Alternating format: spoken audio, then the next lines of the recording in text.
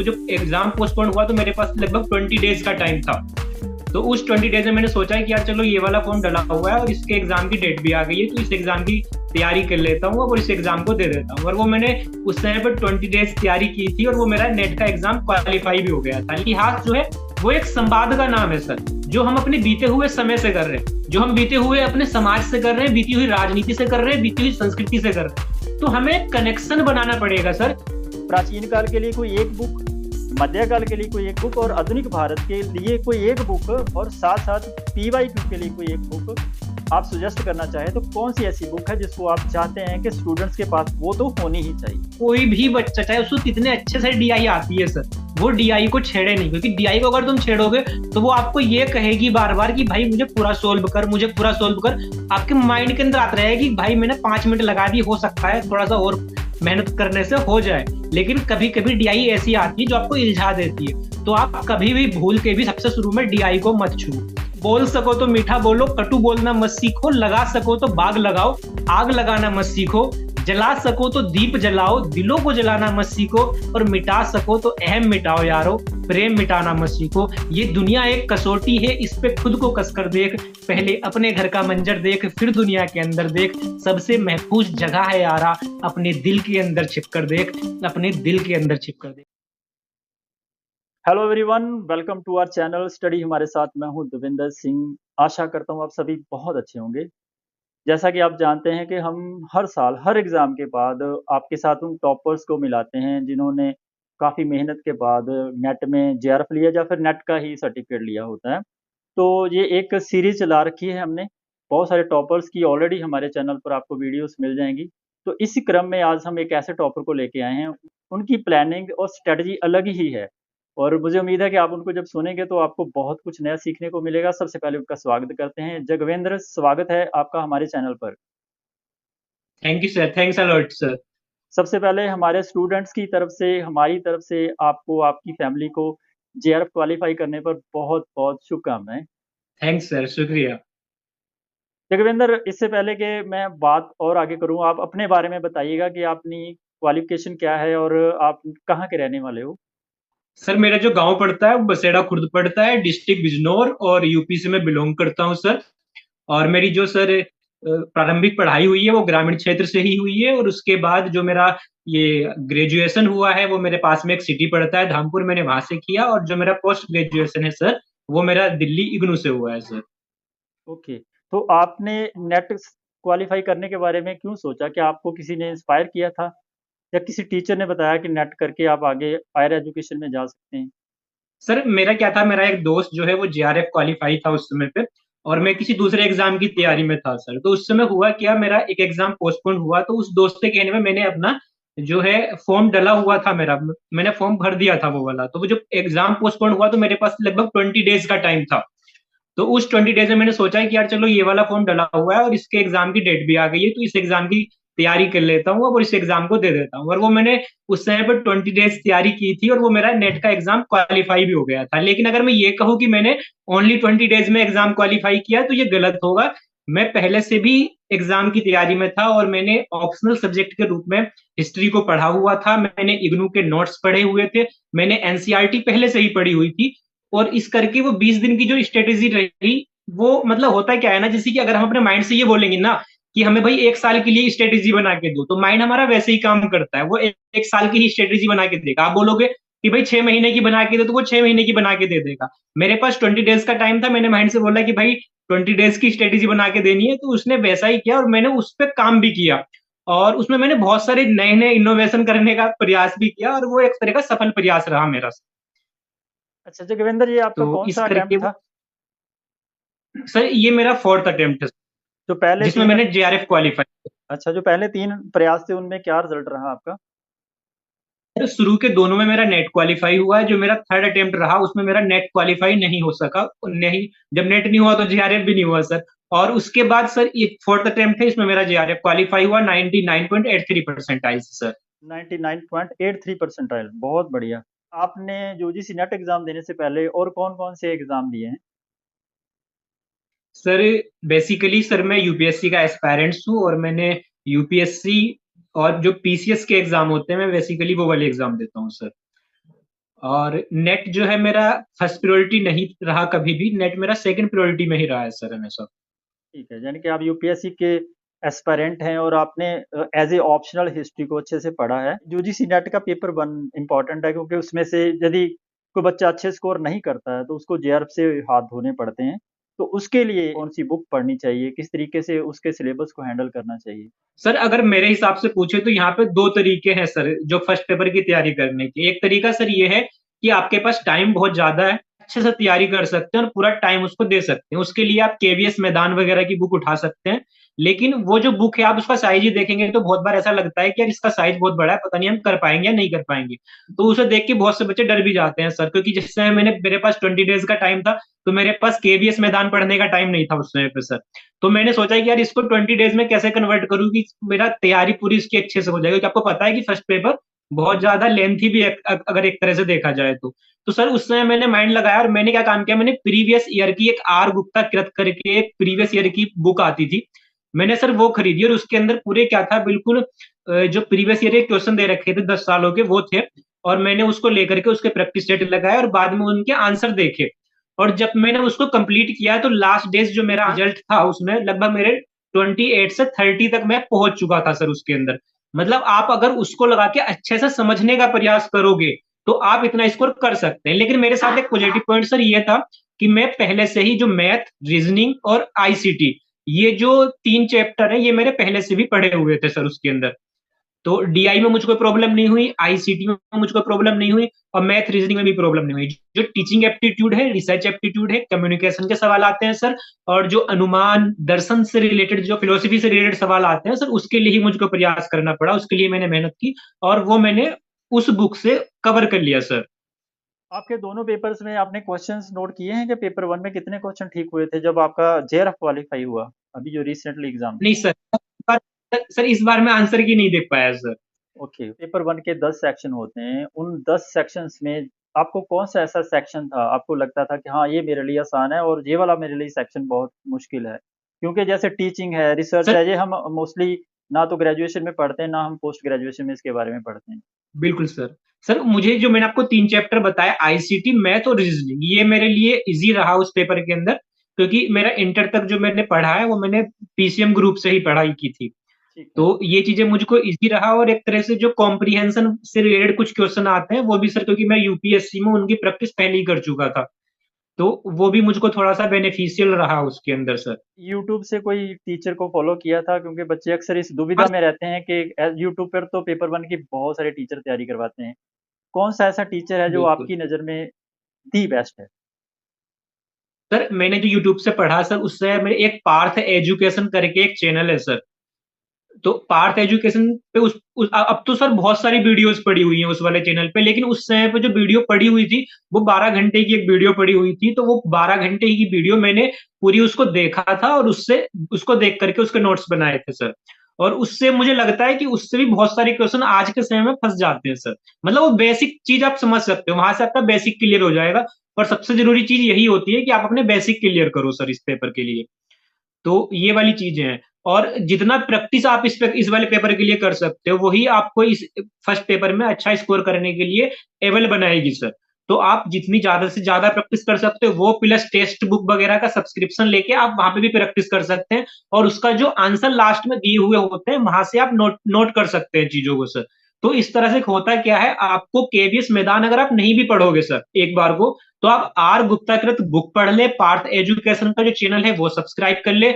और प्लस में आप जो है यूट्यूब से जो वीडियोस वगैरह किसी किसी चैनल पे शॉर्ट वीडियोस वगैरह आती है, वो भी आप कहीं ना कहीं इस तरह का कोई एक चैनल अपना ढूंढ ले जो आपकी लैंग्वेज आपको सही लगती हो। तो एक ये वाला काम कर ले। और प्लस में सर आप फर्स्ट पेपर के लिए जो है टेक्स्ट बुक वगैरह पे टेस्ट सीरीज कंटिन्यू लगाए सर, उसको आप छोड़े ना। आप प्रैक्टिस अगर छोड़ोगे तो आपका जो एक तरह का लेवल है वो गिर जाएगा, आप उसमें प्रैक्टिस कंटिन्यू रखिए सर। जी, जगविंदर, पेपर 2 हिस्ट्री के लिए एक नए एस्पिरेंट्स को हाँ जी किस तरह सर। की अप्रोच डेवलप करनी चाहिए? क्योंकि सिलेबस बहुत लेंथी है उसका।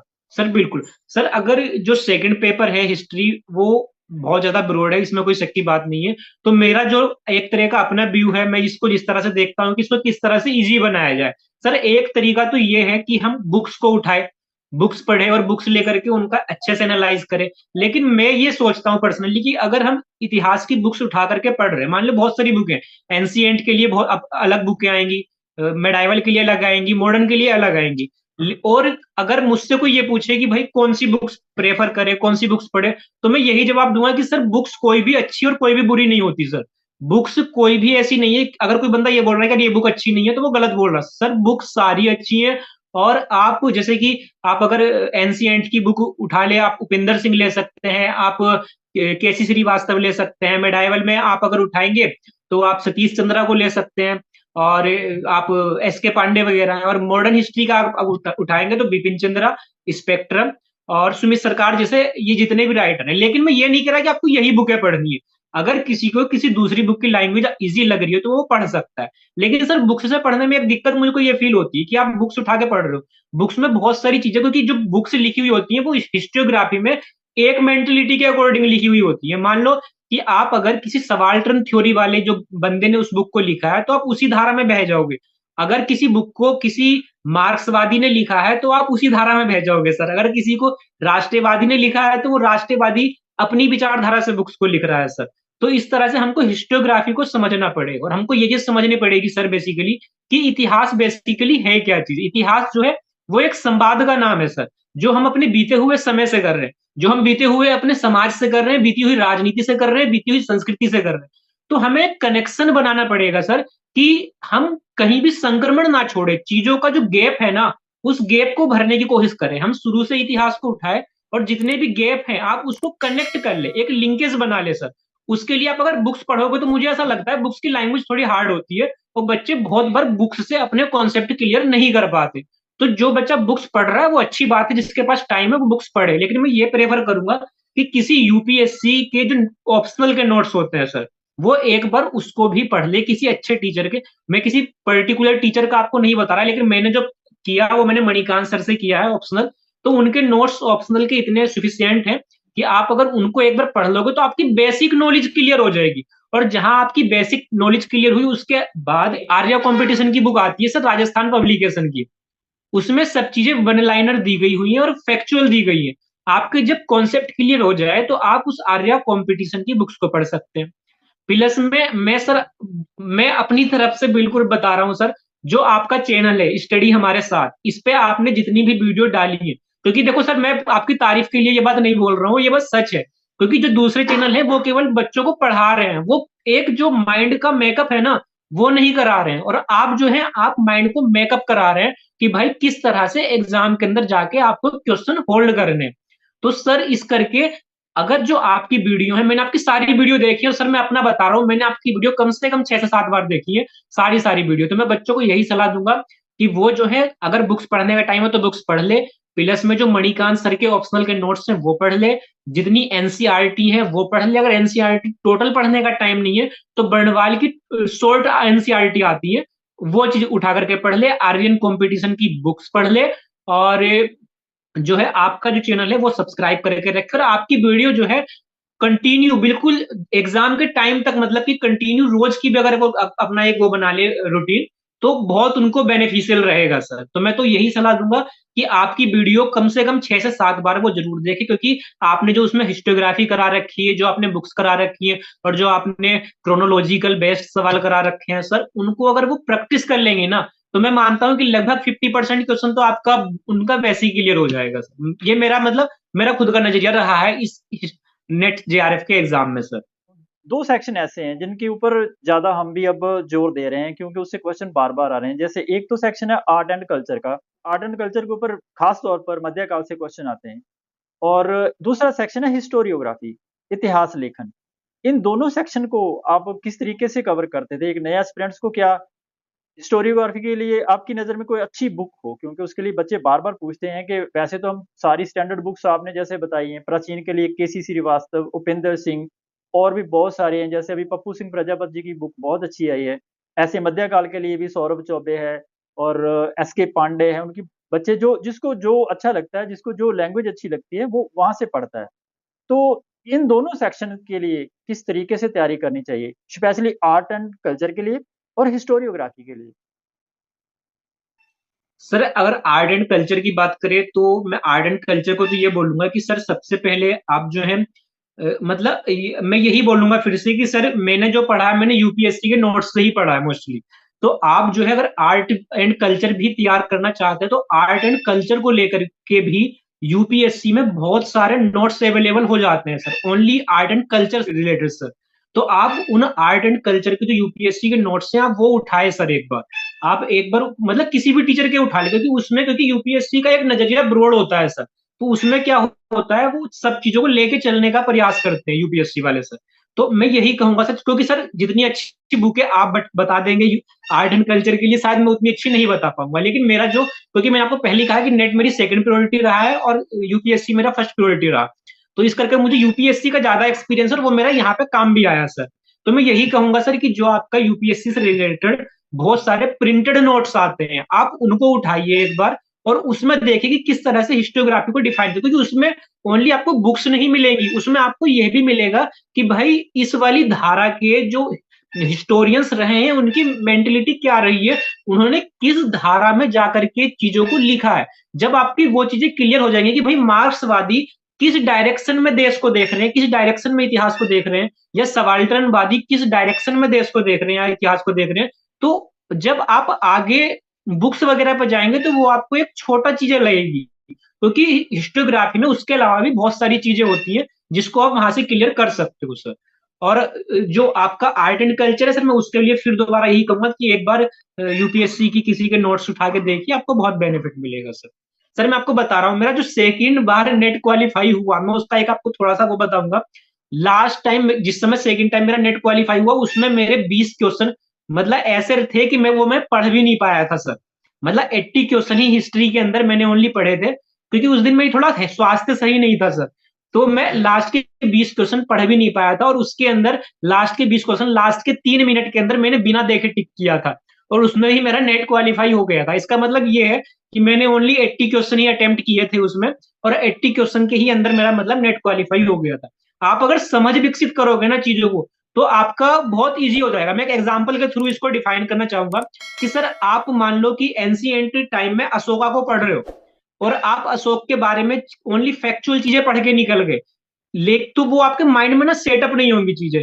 आप इसको इस तरह से देखिए सर, अशोक की धम्म नीति बहुत फेमस है, मैं उसको एग्जाम्पल के तौर पे ले लेता हूं सर। अशोक की धम्म नीति क्या उसके हृदय परिवर्तन का ही परिणाम था, या उस समय की जो सामाजिक आर्थिक सांस्कृतिक और उसका जो इतना बड़ा साम्राज्य था उसके कारण वो उस समय की उसकी जरूरत थी। तो जब आप इन चीजों को, इन कॉन्सेप्ट को क्लियर कर लेते हो ना, तो जो उसके स्तंभ है ना वो आपको बहुत छोटी चीजें लगनी शुरू हो जाती हैं कि चलिए ये तो मतलब हो जाएगा। इसी तरह से आप अगर मिडाइवल हिस्ट्री में आएंगे, अकबर की धार्मिक नीति रही, राजपूत नीति रही, और उसकी बहुत सारी नीतियां ऐसी रही हैं। अगर हम अकबर को ये कहें कि वो उदार था तो सर ये एक तरह से पूरी तरह से सही भी नहीं होगा, क्योंकि अगर देखा जाए तो उसने जजिया कर लगाने के हटाने के बाद सर एक बार फिर बीच में लगाया, मतलब वो पूरी तरह से चेंज नहीं हुआ, वो उसकी जरूरत है सर। वो अगर राजपूतों के साथ अच्छे संबंध बना रहा है तो वो अपने माइंड का यूज कर रहा है, क्योंकि उसको पता है कि राजपूत एक लड़ाकू नस्ल प्रजाति होती है, तो वो अगर उसको ताकत से दबाने की कोशिश करेगा तो वो पूरी जिंदगी उनको दबाने में ही निकाल देगा। इसलिए उसने उनके साथ एक संबंध बनाने का प्रयास किया कि भाई ये संबंध अगर बनेंगे तो वो मुझसे, अगर मैं कहीं काबुल में लड़ने में जा रहा हूँ, कंधार में मैं लड़ने जा रहा हूँ, साउथ में मैं लड़ने जा रहा हूँ, तो ये शक्ति, क्योंकि इनको लड़ना ही लड़ना है, क्योंकि उनका अंदर से वो जो लड़ाकू जाति है वो बिना लड़े रह नहीं सकती, या तो हमसे लड़ेगी या किसी और से लड़ेगी। तो इस करके उसने वो शक्ति डाइवर्ट कर दी सर। तो वो जो कॉन्सेप्ट हैं आपके वो क्लियर हो जाएंगे ना सर, तो आपको इतिहास में इंटरेस्ट भी आएगा और चीजों को पढ़ने में मजा भी आएगा सर। एक एग्जाम्पल मॉडर्न से और देना चाहूंगा सर। जब हम मॉडर्न हिस्ट्री पढ़ते हैं सर तो हम देखते हैं कि हम चीजें ओनली फैक्चुअल चीजें पढ़ के चले जाते हैं, लेकिन अगर कोई हमसे उस पर तर्क वितर्क करने लगे, कोई बात करने लगे, तो हमारे पास बोलने के लिए कोई लफ्ज नहीं होते हैं। तो सर अगर हम इसको कुछ इस तरह से, हम पूरा जो एरा समझ रहे हैं मॉडर्न हिस्ट्री का, उसमें जो उपनिवेशवाद के 3 चरण आते हैं सर, एक वाणिज्यिक चरण आता है, दूसरा औद्योगिक चरण आता है, और तीसरा वित्तीय चरण आता है। तो हमको समझना ये पड़ेगा सर यहाँ पे कि जो वाणिज्यिक चरण है उसमें जो ब्रिटिश कंपनी है उसका औचित्य क्या है, उसका उद्देश्य क्या है। अगर हमें उसका उद्देश्य पता चल गया यहाँ पर, तो हम उसकी सामाजिक पॉलिसी, आर्थिक पॉलिसी, राजनीतिक पॉलिसी, प्रशासनिक पॉलिसी सब समझ जाएंगे। जैसे कि हमें पता चला उनका जो वाणिज्यिक चरण है उसमें उनका मुख्य उद्देश्य व्यापार करना है सर। तो जब वो व्यापार करना है तो सारे काम उनके व्यापार से रिलेटेड ही होंगे। तो जब वो राजनीति में पूरी तरह से हस्तक्षेप नहीं करेंगे सर उस समय पे, क्योंकि वो जिम्मेदारी नहीं उठाना चाहेंगे यहाँ पे, क्योंकि अगर वो जिम्मेदारी ले लेंगे तो व्यापार कौन करेगा। दूसरी बात, तो बंगाल का जो ओनली राजस्व आता है उसको ही अधिपत्य में लेने का प्रयास इसलिए करेंगे क्योंकि वो ब्रिटेन से चांदी या सोना तो मंगाएंगे नहीं बार बार व्यापार के लिए, चीजें खरीदने के लिए, क्योंकि उस समय का जो टाइम था वो ऐसा ही था कि जो ब्रिटेन का सोना चांदी था वो सीधा इंडिया में आ रहा था। तो उन्होंने बंगाल पे अधिपत्य करके शुरू में उसके राजस्व पे अधिपत्य किया, ना कि पूरे के पूरे बंगाल को डायरेक्ट प्रशासनिक रूप में अपना अंडर में लेने के लिए। तो सर ये चीजें हमको समझनी पड़ेंगी। इसी वजह से उन्होंने समाज में कोई इतना परिवर्तन, अगर हम देखें शुरू का 1757 से लेकर के 1813 का अगर हम काल देखते हैं तो सामाजिक परिवर्तन बहुत ज्यादा नहीं होते हैं। सहायक संधि जैसी चीजें आती हैं और सहायक संधि चीजें जैसे डायरेक्ट इंटरफेरेंस नहीं है, वो एक तरह से डायरेक्ट प्रशासन को अपने हाथ में नहीं ले रहे हैं सर, वो अपनी सेना को वहां पे अपॉइंट कर रहे हैं। तो हमें ये चीजें बिल्कुल क्लियर करनी पड़ेगी। वैसे ही जब हम औद्योगिक चरण में जाते हैं तो औद्योगिक चरण में मुख्य चीज क्या है सर? बाजार। जब आप चीजों को बनाओ, जब आप कुछ भी चीज प्रोडक्शन करोगे तो सबसे जरूरी चीज होता है कच्चा माल और दूसरा होता है बाजार। कच्चा माल आपको चाहिए चीजों का प्रोडक्शन करने के लिए और बाजार चाहिए आपको उसको बेचने के लिए सर। तो कच्चा माल कहाँ से मिलेगा? भारत तो कच्चे माल के एक तरह से पूरा प्रकृति ने इसको बहुत अच्छे से संवारा है सर। तो यहाँ से वो कच्चा माल ब्रिटेन भेज रहे हैं और ब्रिटेन से तैयार माल को इंडिया के अंदर भेज रहे हैं और वो माल सभी इंडिया वालों तक पहुंच रहा है सर। इसी बीच में सर हम देखेंगे कि वो यहाँ पे आके सामाजिक परिवर्तन करेंगे सर। सामाजिक परिवर्तन वो क्यों करेंगे यहाँ पे? क्योंकि समाज अगर पुरानी ही प्रथाओं से भरा रहेगा, पुरानी ही सोच से भरा रहेगा, तो वो जो नए नए आविष्कार कर रहे हैं, नई नई चीजों को बना रहे हैं, वो भारत में कौन खरीदेगा? भारत में रंग बिरंगी साड़ियां कौन खरीदेगा? भारत में जो नई नई फैशन डिजाइनिंग की चीजें आ रही है वो कौन खरीदेगा? तो वो एक उपभोगितावादी संस्कृति को भारत में डेवलप करने का प्रयास करेंगे। वो भारत के अंदर भारत को अंग्रेजी भाषा सिखाएंगे, भारत की संस्कृति में चेंजेस करने का प्रयास करेंगे, भारत से सती प्रथा खत्म करने का प्रयास करेंगे। 1813 से लेकर 1857 तक यही सब चीजें हुई ना सर, तभी तो जाके 1857 में जाके क्रांति घटित हुई। और 1857 के बाद अगर हम देखें तो वित्तीय चरण शुरू हो जाता है। अब उनके पास पैसा तो बहुत है सर, लेकिन उनको इन्वेस्टमेंट की जगह चाहिए। तो इन्वेस्टमेंट करने के लिए वो बीमा कंपनी खोलेंगे, बैंकिंग कंपनियां खोलेंगे, वो जो है यहाँ पे अपना रेलवे बिछा देंगे। तो वो सब चीजें उनके उद्देश्य से, और इसी रूप में पूरा आगे तक पूरा इतिहास बढ़ता है। स्टूडेंट्स, आपको मैं बता दूं कि जगविंदर ने कितना ब्रीफली, कितना एग्जाम्पल दे दे के आपको समझाया है कि किस तरीके से आपने पढ़ना है। तो इनके एक्सपीरियंस से आपने बहुत कुछ सीखना है। उसके लिए देखो इन्होंने कितनी मेहनत की है। कोई भी स्टूडेंट जब कुछ अचीवमेंट हासिल करता है तो उसको अच्छा लगता है कि कोई उसे अप्रिशिएट करे। हमें भी अच्छा लगता है, हम बच्चों को जब कांग्रेचुलेशन देते हैं। और आपसे भी हम यही उम्मीद करते हैं कि आप इनको नीचे कमेंट सेक्शन में अच्छी सी विशेस दीजिए और वीडियो को लाइक करिए और शेयर कर दीजिए, ठीक है? ताकि उन स्टूडेंट्स तक ये वीडियो पहुंच जाए जिन स्टूडेंट्स को एक अच्छी गाइडेंस की आवश्यकता है, एक अच्छी बुक लिस्ट की आवश्यकता है। मैं आपको इनके द्वारा जो पढ़ी गई बुक्स हैं, उनकी पूरी सूची, उनकी पूरी लिस्ट बना के आपको नीचे डिस्क्रिप्शन बॉक्स में एज़ ए पीडीएफ दे दूँगा, ताकि आप वहाँ से आप उसको एक्सेस करके अपनी तैयारी को कंटिन्यू कर पाएँ। तो आगे हम जगविंदर से जानना चाहते हैं, जो जैसे आपने 3 अटेम्प्ट दिए थे, 3 अटेम्प्ट में आपको जो भी एक्सपीरियंस मिला, आपने उनसे बहुत कुछ सीखा होगा, कुछ गलतियाँ की होंगी। और आप एक नए एस्पिरेंट्स को क्या सजेशन देना चाहते हैं कि एक नया एस्पिरेंट्स किन-किन चीज़ों का ध्यान रखे इस एग्ज़ाम को तैयार करने के लिए? सर मेरे व्यू के अकॉर्डिंग अगर मैं बताऊं तो मैं सबसे पहले ये कहूंगा कि आप किसी भी एग्जाम में जाए, चाहे वो यूजीसी नेट हो, चाहे कोई सा भी एग्जाम हो सर, तो आप डायरेक्ट मतलब बिल्कुल अंधे बन के तैयारी में मत लग जाइए। आप सबसे पहले प्रैक्टिस सेट उठाइए, आप प्रीवियस ईयर उठाइए सर। आप ये देखिए कि उसमें किस तरह के क्वेश्चन आ रहे हैं सर, किस तरह से उनका पूछने का तरीका है, क्योंकि बहुत बार बच्चे 6-6 महीने तक पढ़ जाते हैं और जब वो प्रैक्टिस सेट लगाने बैठते हैं तो उन्हें पता चलता है कि उनके 1 और 2 सवाल सही हो रहे हैं सर, बहुत बहुत बार। तो ये चीजें बहुत गड़बड़ कर देती हैं, उस समय बच्चे के अंदर एक डिमोटिवेशन पैदा हो जाता है। तो मैं यही कहूंगा कि प्रैक्टिस सेट सबसे ज्यादा जरूरी चीज है। आप सबसे पहले मतलब बिना पढ़े, आपको अगर कुछ भी नहीं आता, आपने अभी ऐसे अनार भी नहीं पढ़ा उस वाले एग्जाम का, तो भी आप शुरू में प्रैक्टिस सेट उठाइए, आप उसको लगाइए और देखिए कि उसका लेवल क्या है और वो किस तरह के डायरेक्शन में सवाल पूछना चाह रहा है। उसका जो एग्जामिनर है उसके माइंड को पकड़ने का प्रयास कीजिए कि वो किस डायरेक्शन में जाके आपको लेके जाना चाहता है। दूसरे नंबर पे आप जो है ज्यादा मत भटकिए कि आपको बहुत सारी बुक्स चाहिए, बहुत सारी बुक्स पढ़नी है। आपने अगर ज्यादा बुकों का चट्टा लगा लिया तो आप कुछ भी नहीं पढ़ पाएंगे उसमें से, आप इलझे हुए ही रह जाएंगे। आप कम चीजें पढ़िए और एक तरह से बिल्कुल सॉलिड कंटेंट पढ़िए, क्योंकि उससे क्या होगा, आप अगर इधर उधर भटक भटक करके बिना फालतू की बुक्स पढ़ने में लग गए तो, क्योंकि बहुत बार क्या होता है ना, कभी कभी ज्यादा चीजें ज्यादा पढ़ लेना भी हमारे लिए नुकसानदायक सिद्ध हो जाता है सर। सबसे पहले आपको स्ट्रेटेजी ये नहीं बनानी कि भाई मुझको 2 साल में क्लियर करना है या 3 साल में क्लियर करना है। आपको जो आने वाला अटेम्प्ट है आपको उसके हिसाब से ही तैयारी करनी है सर। आपने बहुत सारी बुक्स के नाम लिए हैं। बुक्स का ज़्यादा ढेर लगाना अच्छी बात तो होती नहीं, क्योंकि सारी बुक्स पढ़ी नहीं जाती, समय भी चला जाता है, हमारी स्ट्रैटेजी भी नहीं कभी बन पाती। तो आप यदि समराइज़ करके प्राचीन काल के लिए कोई एक बुक, मध्यकाल के लिए कोई एक बुक और आधुनिक भारत के लिए कोई एक बुक और साथ-साथ पीवाईक्यू के लिए कोई एक बुक आप सजेस्ट करना चाहें, तो कौन-सी ऐसी बुक है जिसको आप चाहते हैं कि स्टूडेंट्स के पास वो तो होनी ही चाहिए? सर अगर मुझसे पूछोगे तो सर मैं जो एनसीएंट के लिए बोलूंगा वो उपिंदर सिंह बोलूंगा सर। और जो सेकंड नंबर पे मेडाइवल के लिए पूछोगे तो मेडाइवल के लिए सतीश चंद्रा ही बोलूंगा। और थर्ड नंबर पे सर अगर आप पूछोगे मुझसे मॉडर्न के लिए तो सर बिपिन चंद्रा तो मैं बोलूंगा ही बोलूंगा, क्योंकि बिपिन चंद्रा की जो लैंग्वेज है वो बहुत ईजी है, बच्चे उसको आसानी से समझ लेते हैं सर।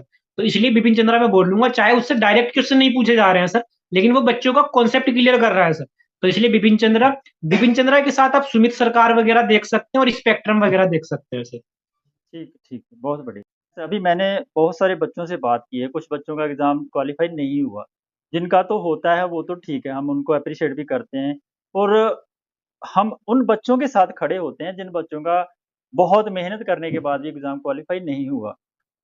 उनके ना कुछ छोटे-छोटे कारण होते हैं, जैसे एक स्टूडेंट मेरे से बात कर रहा था कि सर एग्ज़ाम हॉल में जब मैं गया, तो वहाँ पर मुझे क्वेश्चंस को पढ़ते समय बहुत मुश्किल हुई, क्योंकि वो पहली बार कंप्यूटर बेस्ड एग्ज़ाम देख रहा था और कुछ स्टूडेंट ऐसे थे जिन्होंने हौच-पौच करते हुए 1 घंटे में ही पूरा पेपर कंप्लीट कर दिया। जो एग्ज़ाम का ना प्रेशर है, उनके ऊपर हावी हो जाता है, जिस कारण वो यही नहीं हाँ समझ पाते कि टाइम को मैनेज कैसे करें। आप उनको टाइम मैनेज करने का कुछ तरीका बताइए कि किस तरीके से टाइम को मैनेज करें? सर टाइम को मैनेज करने का तरीका ये है कि आप यूजीसी का माइंड सेटअप क्या है सर, यूजीसी हमारे माइंड के साथ खेलता है कहीं ना कहीं। वो सबसे पहले एग्जाम में डी मतलब फर्स्ट पेपर में डीआई रख के देता है सर। आप अगर नोटिस करोगे तो मोस्टली पेपर में आपको सबसे पहले डीआई मिलेगी सर। और बच्चा ये सोचता है कि अगर डीआई हो गया तो 5 क्वेश्चन ऐसे हैं जो कि सर्टेन मिलेंगे ही मिलेंगे, और बच्चा उसमें इलझ जाता है सर। और उसके अंदर बच्चा कम से कम 20 से 25 मिनट तक भी कभी कभी अपनी लगा देता है सर, ये मेरा खुद का एक्सपीरियंस है। तो मैं यही कहूंगा कि कोई भी बच्चा चाहे उसको कितने अच्छे से डीआई आती है सर, वो डीआई को छेड़े नहीं, क्योंकि डीआई को अगर तुम छेड़ोगे तो वो आपको ये कहेगी बार बार कि भाई मुझे पूरा सोल्व कर, मुझे पूरा सोल्व कर। आपके माइंड के अंदर आता रहेगा कि भाई मैंने 5 मिनट लगा दी, हो सकता है थोड़ा सा और मेहनत करने से हो जाए। लेकिन कभी कभी डीआई ऐसी आती है जो आपको इल्झा देती है। तो आप कभी भी भूल के भी सबसे शुरू में डीआई को मत छुओ। डीआई के अलावा जितने भी क्वेश्चन है आप उसको कंटिन्यू करते हुए चले जाओ। और मैं आपको यह बोल रहा हूँ कि आपको अगर क्वेश्चन समझ में नहीं आ रहा है तो आप वहां पे 1 मिनट से ज्यादा तो कम से कम बिल्कुल भी मत रुको। आपको अगर नहीं आ रहा है तो वो फिर नहीं आएगा क्वेश्चन, उस पर टिक करो। आप सोच रहे हो कि आप बिल्कुल सही करके आओगे, मैं अपना एक्सपीरियंस बता रहा हूँ सर। जेआरएफ मेरा इस बार क्वालिफाई हुआ है, लेकिन अगर मैं एग्जाम दे के आने के बाद ये बोलूँ कि भाई मेरा जेआरएफ क्वालिफाई हो जाएगा, मेरा नेट क्वालिफाई हो जाएगा, कोई भी स्टूडेंट ऐसा नहीं है जिसको 100% ये पता है कि उसका नेट भी क्वालिफाई हो रहा है या नहीं हो रहा। क्योंकि जो भी बच्चा जेआरएफ भी क्वालिफाई करके आ रहा है उसको भी इतना पता है कि हाँ मेरे 40 से 45 क्वेश्चन तो 100% सही है, लेकिन उसके ऊपर मेरे कितने सही हुए हैं ये उसको भी नहीं पता है सर। तो इस वजह से आप कोई भी बच्चा दूसरे बच्चे को देख के डिमोटिवेट बिल्कुल ना हो। और दूसरे नंबर पे सर अपने माइंड को स्टेबल रखे पूरे एग्जाम के दौरान।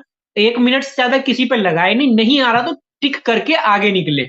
उस पे ज्यादा टाइम, क्योंकि हमें क्या कभी कभी क्या होता है लास्ट में कुछ क्वेश्चन ऐसे होते हैं जो कि बहुत इजी आ जाते हैं और शुरू में हम हार्ड क्वेश्चनों को सोल्व करने के चक्कर में लगे रहते हैं सर। तो आप क्वेश्चन को पूरा पढ़ के चले जाए, और जो आपको लग रहा है कि यार ये क्वेश्चन मुझे दोबारा देखना है, वो आपको पेन और आपको रफ पेपर मिलता है, आप उस पर नोट कर दे कि भाई ये नंबर है, दोबारा आके देखना है। लास्ट में करना क्या है, 2 से 3 मिनट आपको ऐसे रखने हैं जिसमें आपको कोई भी क्वेश्चन पढ़ना नहीं है। क्योंकि होता क्या है, बहुत से बच्चे क्वेश्चन छोड़ के आ जाते हैं। आप क्वेश्चन एक भी ना छोड़ के आए, लास्ट के 2 से 3 मिनट ऐसे रखे कि भाई उसमें पढ़ना नहीं है, ओनली टिक मारना है। और जितने क्वेश्चन आपने टिक नहीं किए हैं, उन पर सब पे टिक मारना है आपको उसमें। बिना देखे, आपको नहीं भी आता ना, तो आप किसी का बी मार के आओ, किसी का सी मार के आओ, किसी का डी, लेकिन छोड़ना नहीं है सर कुल मिला के। बिल्कुल जगविंदर, तो जैसे ये अभी चीजें। आप एक चीज़ बता रहे थे कि अगर हमने क्वेश्चंस की प्रैक्टिस करनी है, जो नया बच्चा है जिसने पहली बार कंप्यूटर पे एग्ज़ाम देना है, उसने कभी कंप्यूटर देखा ही नहीं या फिर लैपटॉप पे कभी उसने प्रैक्टिस नहीं की, क्योंकि बहुत सारे रूरल एरिया में ऐसे बच्चे हैं जो जिनकी एक्सेस ही नहीं हो पाती, उन तक पहुँच ही नहीं होती। तो आप जैसे एक एप्लीकेशन की बात कर रहे थे, फ़ोन पर ही ऐसी कौन-सी एप्लीकेशन आपकी नज़र में है जो बच्चे को एग्ज़ाम की प्रैक्टिस करवा सकती है? कोई ऐसी एप्लीकेशन है जहाँ से आपने कभी प्रैक्टिस की हो? सर मैं सच बताऊं, प्रॉब्लम पता है क्या है? एग्जाम हॉल के अंदर हम जब जाएंगे ना, तो सर वहां पे कंप्यूटर ही सामने आएगा। अगर मोबाइल सामने आता तो मैं आपको जरूर बताता हूँ कि जो टेक्स्ट बुक की एप्लीकेशन है, वो मोबाइल के ही लिए मोस्टली रन होती है सर। वो मोबाइल के लिए ही बनी हुई है। लेकिन जो माहौल है, जो आपको एनवायरमेंट माइंड के अंदर सेट करना है, वो आपको कंप्यूटर पे ही सेट हो पाएगा सर। कि कैसे स्क्रॉल करना है, कैसे लेफ्ट करना है, कैसे राइट करना है, कौन से क्वेश्चन ग्रीन का क्या मीनिंग है, ऑरेंज कलर का अगर बटन है तो उसका क्या मीनिंग है, वो सब आपको कंप्यूटर में ही सही से डिफाइन हो पाएगा। आपका जो हाथ का, क्योंकि होता क्या है, मैंने बहुत बार देखा है सर, बहुत से बच्चों को माउस चलाने की प्रैक्टिस नहीं होती है सर। वो जी, जी। अगर माउस को लेफ्ट राइट कर रहे हैं ना, तो वो लेके जाना कहीं और चाह रहे हैं, और वो जा कहीं और रहा है। तो ये चीज जो आएंगी, ये माउस चलाने से ही आएगी, ये मोबाइल से नहीं आ सकती सर। जी, तो जी। मैं यही कहूंगा कि वो कंप्यूटर पे, चाहे किसी भी सिटी में जाए, किसी भी शहर में जाए, कम से कम 3 से 4 पेपर के प्रैक्टिस सेट वो कंप्यूटर पे लगाए ही लगाए सर, जी, चाहे कहीं से भी स्टूडेंट करे। अगर उसको यूजीसी नेट का एग्जाम देना है, तो उसको कंप्यूटर के माउस पे हाथ चलाना ही चलाना है सर। जी, जगविंदर जी। जगविंदर, जैसे अभी आपने कहा स्टूडेंट्स, आपको मैं यहाँ पे थोड़ा-सा ऐड ऑन कर देना चाहता हूँ कि एनटीए की तरफ से उनकी अपनी वेबसाइट के ऊपर उन्होंने प्रैक्टिस के लिए एक मॉक टेस्ट डाल रखा है। आप वहाँ से जाके भी प्रैक्टिस कर सकते हैं और एक नेशनल टेस्ट अभ्यास करके एक फ़ोन के लिए एप्लीकेशन आती है। आप वो एनटीए की तरफ से ही उन्होंने लॉन्च की है। बहुत अच्छी एप्लीकेशन है, आप उस एप्लीकेशन को डाउनलोड करिए। उसमें बहुत सारे प्रैक्टिस सेट उन्होंने फ्री ऑफ कॉस्ट दे रखे हैं। वो बिल्कुल आपको एग्ज़ाम वाला ही माहौल पैदा करके देते हैं, वैसे ही क्वेश्चन अटेम्प्ट होते हैं और उसका आंसर वैसे ही लगाना पड़ता है जैसे हम फाइनल एग्ज़ाम में लगाते हैं और उसका रिज़ल्ट भी आपके सामने उसी समय आ जाता है। तो आप प्ले स्टोर से उस एप्लीकेशन को डाउनलोड करिए और उसपे कम से कम 300 से 400 के आस-पास हिस्ट्री के क्वेश्चन्स हैं, उनकी प्रैक्टिस कीजिए। क्वेश्चन नहीं, क्वेश्चन पेपर्स हैं, ठीक है? वो आपके लिए बहुत बेनिफिशियल रहेगी। जगविंदर, जब आपको रिज़ल्ट के बारे में पता चला, तो सबसे पहले आपने किसके साथ शेयर किया और आपकी एक्साइटमेंट क्या थी? क्योंकि ये कोई आसान और छोटी अचीवमेंट तो है नहीं। सर ये तो है सर, जिस समय हुआ क्या, जिस समय मैंने नेट का रिजल्ट देखा, उस समय क्या था, मैं उस समय गुरुद्वारा साहिब गया हुआ था। सुबह सुबह मैं दर्शन करने जाता हूँ, तो वहीं पे गया हुआ था मैं। तो मेरे पास मेरे दोस्त का फोन आता है कि जग्गी नेट का वो आ गया है रिजल्ट। मैं बाहर खड़ा हुआ था उस समय, बाहर जाके मैंने फोन पिकअप किया, तो उसने मुझको बताया। तो सर मैंने रिजल्ट देखा गुरुद्वारा साहिब के, मतलब प्रांगण में ही था मैं गुरुद्वारा साहिब के। वहां पे खड़ा होकर मैंने रिजल्ट देखा, तो उसमें बहुत क्वालिफाइड लिखा हुआ आया, मतलब कि नेट एंड जेआरएफ बहुत क्वालिफाइड करके। तो खुशी भी हुई।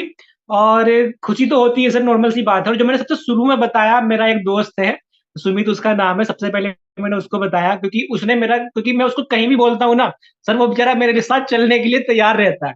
मतलब ऐसा दोस्त कि कहीं भी मैं उसको जब भी बोलूंगा, वो तैयार रहेगा हर चीज के लिए। तो सर एक वो बंदा था, उसको सबसे शुरू में बोला, उसके बाद जो दूसरे दोस्त हैं उनको बताया। फिर घर के अंदर अगर बात करें, तो घर पे आकर के सबसे पहले, मतलब सबसे पहले जो मेरे सामने ही भाभी जी हैं मेरी छोटी, उनको बताया, फिर उन्होंने सबको बताया घर के अंदर। तो ये वाला माहौल रहा सर। आपने हमारे चैनल पर समय निकाला, हम चाहते हैं कि हमारे स्टूडेंट्स को एक अच्छी-सी सजेशन दीजिए जिससे उनको अपना एग्ज़ाम बोझ ना लगे, उनको लगे कि हाँ, ये हम भी कर सकते हैं, अगर जगविंदर कर सकता है तो हम भी कर सकते हैं। सर मैं आपको बस एक बात बोलूंगा, सबसे बड़ी चीज है विश्वास होता है। आप अपने ऊपर ट्रस्ट करिए कि आप चीज को कर सकते हैं। आपको कि बहुत बार एग्जाम हॉल में जाने के बाद हमको भी ऐसा लगता है, मैं अपना ही बता रहा हूँ, मुझे एग्जाम में पेपर देखने के बाद खुद ऐसा लग रहा था कि यार पता नहीं नेट भी हो पाएगा नहीं। तो विश्वास, जो आप लास्ट समय तक टिके रहते हो ना सर, वही चीज आपको एक तरह से जीत दिलाती है।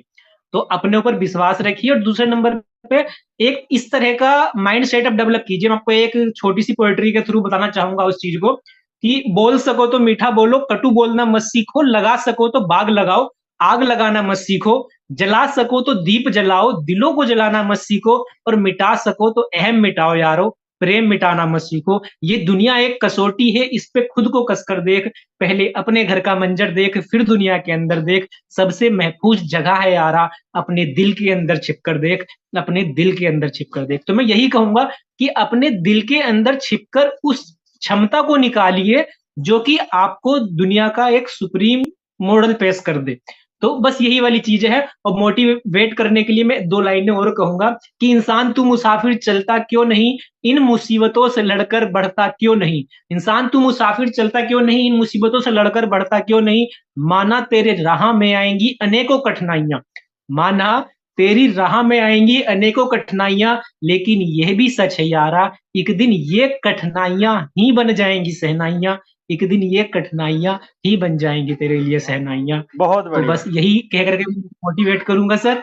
और देखो विश्वास ही है सब कुछ सर, क्योंकि लास्ट समय तक, क्योंकि ऐसा नहीं है कि मैंने भी फर्स्ट अटेम्प्ट में जेआरएफ निकाल दिया हो, मैं भी बहुत समय तक स्ट्रगल रहा हूँ, इसके अंदर स्ट्रगल किया है मैंने। तो सब बच्चे कर सकते हैं सर ऐसा। मैं तो ये कह रहा हूँ कि नेट का एग्जाम ऐसा है, जिसने 2 साल लगाए हैं वो पक्का जेआरएफ निकालेगा सर। लेकिन जिसने रियल में इसको अपना पैशन बनाया है कि हाँ भाई निकालना है मुझको, ऐसा नहीं कि मजाकखोरी में, कि एक तरह से डेडिकेशन के साथ चीजों को नहीं कर रहे हैं। डेडिकेशन देना ही देना पड़ेगा सर।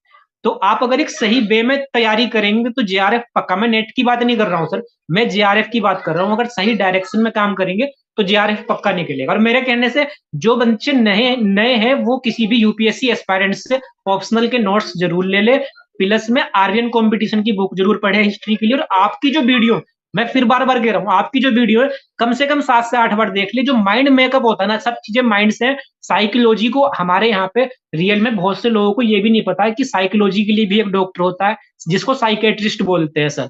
क्योंकि हम अपने माइंड को ओनली आज तक 2 से 3% ही समझ पाए। हमारे माइंड में क्या क्या चीजें हैं वो हमको नहीं पता सर।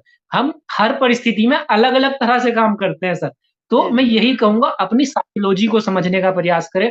आप अगर साइकोलॉजी पे काम करना शुरू करेंगे तो मुझे पक्का पता है आप सफल होंगे सर।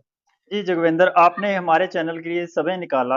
आपका काफ़ी बिज़ी समय था, काफ़ी दिन से हम कोशिश कर रहे थे आपसे बात करने की, तो आपने फिर भी हमारे लिए टाइम निकाला, हमारे स्टूडेंट्स को गाइड किया है। तो हम आपको अपने स्टूडेंट्स की तरफ से, आपकी फैमिलीज़ को, आपके पेरेंट्स को, आपके जेआरएफ क्वालीफाई करने पर बहुत-बहुत बधाई देते हैं और भविष्य के लिए हम बहुत-बहुत शुभकामनाएँ देते हैं कि आप जीवन में बहुत आगे जाएँ और बहुत तरक्की करें। Thank you so much.